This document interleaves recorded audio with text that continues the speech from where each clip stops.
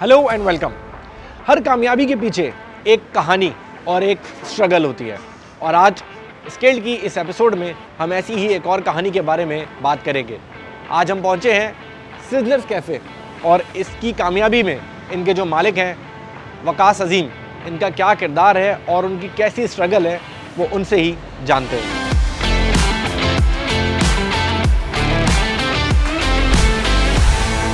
सबसे पहले वेलकम वकास। वकास, अपने जर्नी के बारे में बताएं, किस तरह आइडिया आया दिमाग में कि कोई बिज़नेस की तरफ आना चाहिए और फिर उस बिज़नेस को जनरेट करने के लिए कुछ अमाउंट भी चाहिए होता है, तो वो सफ़र कैसे इस तरफ आए, क्या सोचा और क्या पूरा प्लान था आपका इस तरफ आने के लिए?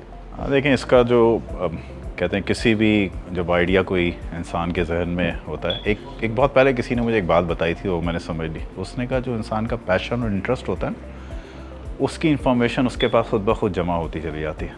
तो मैं अब अपने आप को पीछे से देखता हूँ कि मेरा जो खुसूसन जो मेरी वो है, मेरा लड़कपन है, नौजवानी है, वो बाहर है मिडिल ईस्ट में। तो मुझे याद पड़ता है वहाँ भी मेरे पास जो रेस्टोरेंट ओनर्स थे, जो हमारे पाकिस्तानी हजरात जो वो करते थे, उनकी खामखा की इन्फॉर्मेशन, यानी मुझे पता होता था कि कौन आदमी क्या, इसके फ़लाँ मालिक हैं, इसके फ़लाँ मालिक हैं, ये करते हैं, ये करते हैं। तो वो शुरू से एक पैशन था कि यार कोई रेस्टोरेंट के हवाले से कोई काम करना चाहिए। अच्छा, मैं और मेरे पार्टनर, हम दोनों जो हैं बहुत ज़्यादा, हम जो फूडी एक वर्ड है जो बाद में आया, लेकिन हम ज़रा उसको थोड़े पुराने, तो उस ज़माने से हम उसको देखते चले आ रहे थे। नया कोई रेस्टोरेंट खुलता था तो उसको एक्सप्लोर करना, जाके देखना। मैं क्योंकि ख़ुद ग्राफिक डिज़ाइनर हूँ और ग्राफिक डिज़ाइन से फिर मैं इंटीरियर डिज़ाइन में आया और फिर एक ज़िंदगी का अच्छा बड़ा जो वक्त है वो हमने टर्न की प्रोजेक्ट भी स्पेशली फूड, कन्फेक्शनरीज़, बेकरीज़ के हवाले से किए। तो उसमें एक अच्छा खासा, क्योंकि ये भी किसी ने सिखाया था कि अगर कोई काम करना हो तो पहले वो दूसरे के पैसे पे सीख लो।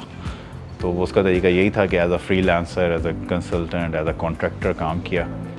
तो वो सामने वाले की एक नॉलेज है जो कि उस वक्त के लिहाज से थी, उसको अडॉप्ट किया और अडॉप्ट करने के बाद हर आप उसको डिज़ाइन करके इम्प्लीमेंट करके देते हैं, एक्सिक्यूशन करते हैं। तो जब हमें ये लगा कि एक खुसूसन, और हमने इसमें एक चीज़ की, वो ये कि आप गुलशन इकबाल में सब बैठे में, हमने इस मार्केट को एक्सप्लोर किया।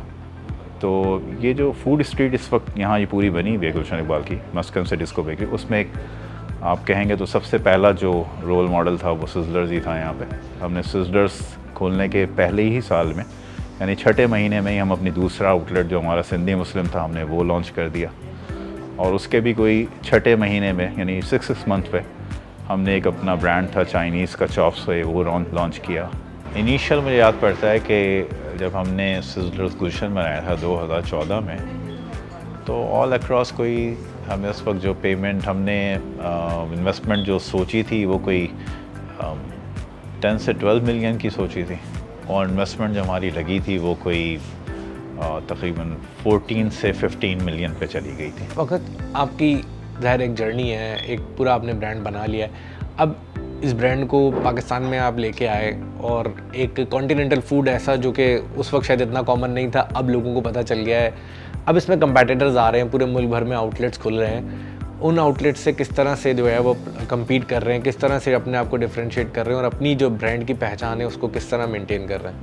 अल्हम्दुलिल्लाह, स्टेक की अगर हम मार्केट को देखें ना, तो बीफ स्टेक जिस क्वांटिटी का और क्वालिटी का हम दे रहे हैं, क्वांटिटी भी मैटर है इसमें, कि 230 से 240 ग्राम का स्टेक का पीस, और वो इस लिहाज से हम अपने फूड को उसी तरह रखते हैं कि जो मैं खाऊं तो मैं सेटिस्फाई हो जाऊं। तो अगर मैं सेटिस्फाई हूं तो मेरा ख्याल है दूसरा भी कोई जो खाएगा उसकी डाइट मुझसे कम ही होगी, ज़्यादा होना मुश्किल है। तो वो उसके लिए जो कीमत पे, जिस हम इकॉनमी ऑफ स्केल पे उसको लेके आगे दे रहे हैं, पास आउट कर रहे हैं लोगों को, इस पे मुझे अभी कंपटीशन बहुत दूर नज़र आता है।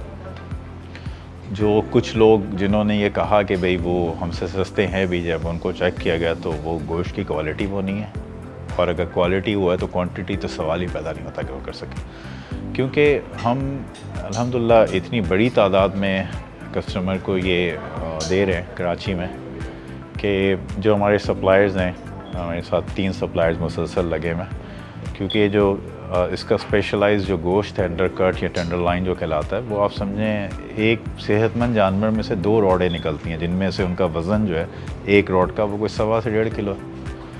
तो अगर 250 ग्राम एक स्टेक निकलना है तो कितने स्टेक निकलेंगे? तो अगर आपको रोज़ के आउटलेट पे 90 पीस 100 पीस चाहिए और वीकेंड पे आपको 150 पौने 200 पीस चाहिए एक दिन में, तो ये कोई हर सप्लायर तो ये कर नहीं सकेगा। तो उसमें फिर क्या होता है, क्योंकि अब ये चीज़ महंगी होती चली जा रही है, तो उसमें ये मामला होता है कि फिर लोग इसमें जो सप्लायर उनके एंड से भी और जो रेस्टोरेंट्स हैं उनके एंड से भी इसमें थोड़ी सी क्वालिटी के साथ खेल शुरू हो जाता है, कॉम्प्रोमाइज़ शुरू हो जाता है, जिसकी वजह से वो कस्टमर को नहीं संभाल पाते। जब अगर चैलेंजेस का इस वक्त किन चैलेंजेस का ज़्यादा सामना है, क्योंकि ज़ाहिर है एक तरफ इलेक्ट्रिसिटी प्राइजेस हैं, एक तरफ गैस प्राइजेस हैं, यूटिलिटी बिल्स बहुत ज़्यादा होते जा रहे हैं, इन्फ्लेशन है, कॉस्ट ऑफ डूइंग बिज़नेस बढ़ रही है, तो ऐसे में बिज़नेस को चलाना, मेंटेन करना, अपने ब्रांड को किस तरह से कर रहे हैं और क्या चैलेंजेस हैं इस सब पे? कोरोना से पहले का एक जो डेटा है जिसको कराची चैम्बर ऑफ कॉमर्स ने कैलकुलेट किया था, उनका ये कहना था कि भाई इस सेक्टर में, रेस्टोरेंट के सेक्टर में कुछ 26% ग्रोथ थी, जो कि बहुत ही ज़्यादा ग्रोथ थी। और मैंने सेक्टर स्किल काउंसिल्स GIZ ने यूरोपियन यूनियन की मदद से बनाई थी, तो उसमें 4 सेक्टर्स थे, उनमें से एक हॉस्पिटैलिटी एंड टूरिज़म था। मैं उसका कन्वीनर भी रहा हूँ 2 साल, तो वो भी डेटा हमारे पास था। तो आप समझें पाकिस्तान की लार्जेस्ट ये जो एम्प्लॉयमेंट बेस है ना, परमानेंट एम्प्लॉयमेंट, वो रेस्टोरेंट के काम से जुड़ी हुई है, हॉस्पिटैलिटी के काम से जुड़ी हुई है। कंस्ट्रक्शन नंबर 1 है, लेकिन कंस्ट्रक्शन आपको भी पता है दिहाड़ी का मजदूर ज़्यादा है, मुस्तकिल आमदनी का नहीं है। ये जो है मुस्तकिल आमदनी का। अब जैसे हम यहाँ सिजलर्स में बैठे हैं, मुझे याद पड़ता है जब हमने इसको शुरू किया था उस वक्त हमारी यूटिलिटी कॉस्ट जो थी ना, वो कोई 4.5% थी। इस वक्त कोई 16-16.5% पे आ गई। बिजली का बिल जो 2.5 लाख रुपए का था वो कोई 9 लाख क्रॉस करके बैठा हुआ है। गैस जो कि हम लाख रुपए के अंदर अर्न करते थे, वो कोई इस वक्त 6 लाख 6.5 लाख पे पहुंची हुई। तो ये दोनों चीज़ें बड़ी किलर हैं। यूटिलिटी कॉस्ट ऊपर है, आप इससे नहीं लड़ सकते।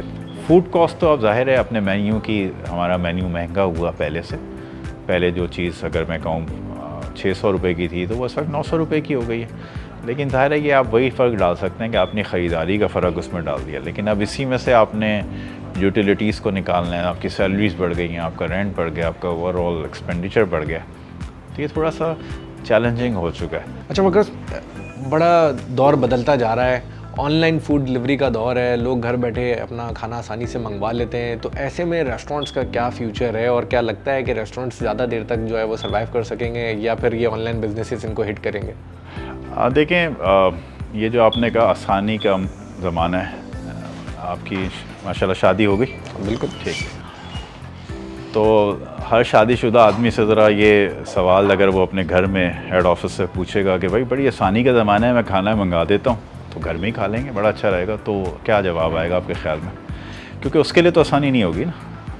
उसको तो कोई यहाँ पर जैसे क्वीन की तरह सर्व करते हैं आप, कोई मसला हो ना, उसने बर्तन धोने हैं, ना बर्तन उठाने हैं, ना बर्तन लगाने हैं। तो रेस्टोरेंट एक एक्सपीरियंस का नाम है, इट्स नॉट अबाउट फूड तो यकीनन इसका पार्ट है, अच्छा होगा तो एक्सपीरियंस दोबाला हो जाएगा, लेकिन उसके बावजूद जो ये ट्रीटमेंट है, जो ये आपके सामने वाला बिछा हुआ है, आपकी एक आवाज़ पे हाजिर है, आपको हर तरह की फ़िक्रों से उसने आज़ाद किया हुआ है और मेक श्योर कर रहा है कि आपका ये एक्सपीरियंस जो है वो बेहतरीन जाए, ये आपको घर में नहीं मिल सकता। तो क्विक सर्विस रेस्टोरेंट्स जो होते हैं, फास्ट फूड है, उसमें तो यकीनन कोई ऐसी चीज़ नहीं होती, वो वहाँ भी आपके साथ ऐसी सलूक करते हैं, पैसे पहले दो, खाना खुद लेकर आओ, फिर अपने डस्टबिन में डालो, तो वो कोई इतना सर्विस का इतना मतलब, आप कहते हैं यार तो मैं घर में भी कर सकता हूँ, और ऑलरेडी पैक सामान आता है, उसी में आप खाते हैं और उठा के आप उसको डिस्कार्ड कर देते हैं। लेकिन हम जैसे किसी फैंसी रेस्टोरेंट का कि जो खाना अगर आप घर मंगवाएंगे तो आपका दिल कभी भी इस तरफ नहीं माइल होगा, और बल्कि आप कहेंगे कि नहीं यार मैं इसके लिए जाऊँ।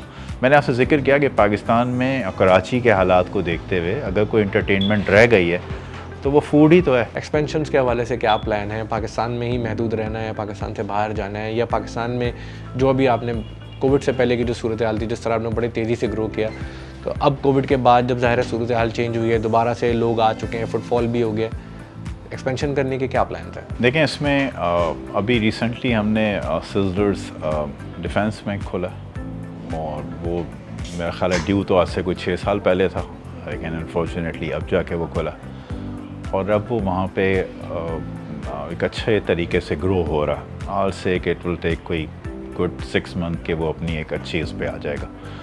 तो ये भी समझने की ज़रूरत होती है बिज़नेस में कि एक अच्छा business ROI return on investment जो है वो कोई अगर 2.5 साल में दे रहा है तो सब गुड बिज़नेस। यकीनन हमारा भी जो इस वक्त जो एक्सपेंशन का प्लान है वो ये है कि हम स्लो और ग्रेजुअली लेके जा रहे हैं। प्लस हमने और भी दूसरे जो फूड के वो हैं स्टाइल्स हैं उनके ऊपर हम जा रहे हैं। रिसेंटली हम फिटनेस को, क्योंकि हम खुद एक बड़ा उसको करते हुए माशाल्लाह आज इतने साल हो गए फिटनेस के साथ, तो उस तरफ हमने एक्सपेंड किया है। और उसी के साथ फिर हमने एक फ़ूड का एक सिलसिला है चाइना द स्काई के नाम से, वो माशाल्लाह एक अच्छा सिलसिला है जो कि जा रहा है। और उसको भी ऐसे रखा है कि कराची के मौसम को इस्तेमाल करते हुए रूफ टॉप सेटअप है ताकि बिजली की कंजम्पशन नीचे आ जाए। और ज़ाहिर है क्योंकि उसका बेनिफिट जो है वो आप कस्टमर को देते हैं, कस्टमर की जेब पे वो आसान रहता है, वो वहाँ आता है और ज़रा खुला डुला होके जो है वो उसको काम करता है। अच्छा, एक ये बताइएगा कि नए लोग जो इस कारोबार की तरफ आना चाहते हैं, फूड चेन्स का बिज़नेस है ज़ाहिर है, और आपने ख़ुद भी अभी तो बताया था कि पाकिस्तान में एक ऐसा टाइम भी था कि लोग 26% लोग अपना काम जो है वो इन्वेस्टमेंट जो है वो फूड आउटलेट्स की तरफ लेके आते थे। तो नए एंटरप्रेन्योर्स के लिए क्या मशवरा है, क्या एडवाइस है? कारोबार में आना चाहिए, कारोबार करने जैसा है? देखें, हर कोई भी काम हो रहा हो दुनिया में हमेशा गुंजाइश है कि वो काम कोई और अच्छे से कर सके। अच्छे से करने के लिए बुनियादी शर्त ये है कि आप उस काम को इन एंड आउट समझते हैं। आपको पता हो कि यार किचन क्या चीज़ है, किचन कैसे चलता है, सर्विस कैसे होती है, सर्विस में क्या चीज़ों को आपने लेके समझना।